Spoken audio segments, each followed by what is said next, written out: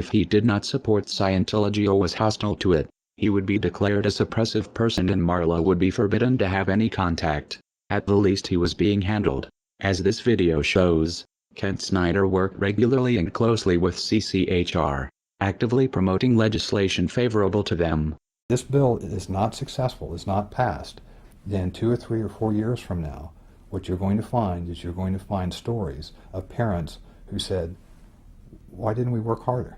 My child is now subject to mental screening. He's now subject to therapy. There's all sorts of coercive measures that are going on. So the time is now. Parents need to understand that, and we're going to do everything we can to fight against it. This is important because there is an attempt to rationalize Ron Paul's involvement with CCHR and founding member Dr. Zass as harmless.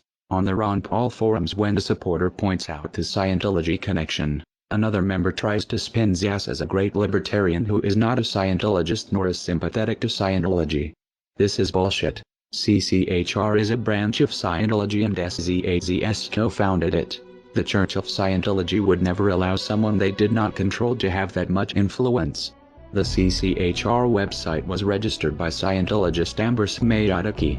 Most of the board are Scientologists. Zass denies being a Scientologist. A representative writes, sharing this battle does not mean that Dr. Zass supports the unrelated principles and causes of any religious or non-religious organization. This can be true working with most organizations, but as we have shown, Scientology does not work this way. You are either for Scientology or you are against it.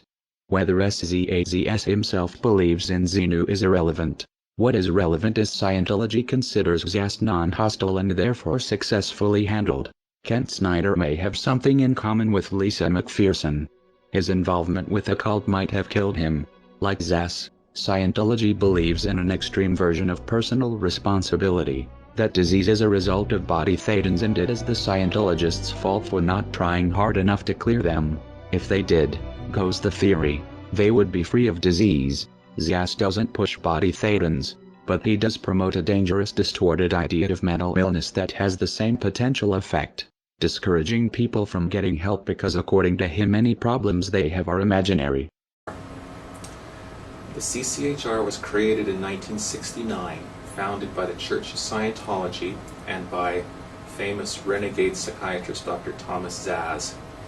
From day one, most or many of the senior leadership of the CCHR have been Scientologists.